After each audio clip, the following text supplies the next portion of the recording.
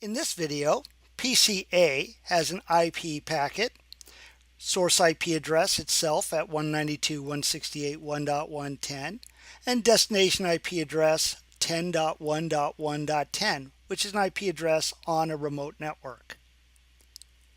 So the destination MAC address will be that of its default gateway, 192.168.1.1, the router R1 in this case.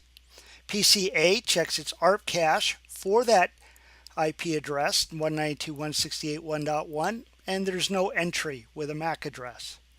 So it puts the packet on hold and creates an ARP request. The ARP request has the IP address of the router, 192.168.1.1, and the target MAC address is unknown. The destination MAC address of an ARP request is a broadcast. So it will be sent to the switch, and the switch will flood it out all ports except for the incoming port.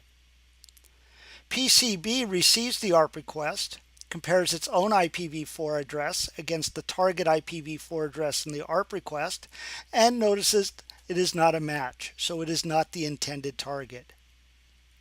PCC receives the ARP request, compares its IPv4 address against the target IPv4 address, and it is not the intended target either. Router R1 receives the ARP request, compares its IPv4 address against the target IPv4 address, and it is indeed a match. It is the target of the ARP request. So router R1 will issue an ARP reply in response. It will include its own MAC address, 000D, along with its IPv4 address. The destination MAC address of the ARP reply is a unicast directed for PCA. So it is a destination MAC address of 000A. So PCA receives the ARP reply.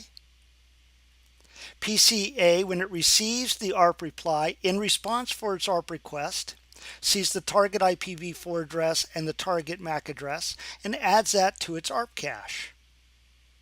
It now has the information it needs to forward the packet which is on hold. So the destination MAC address is now going to be 000D, that of the router R1, its MAC address. And now PCA can forward the frame onto router R1.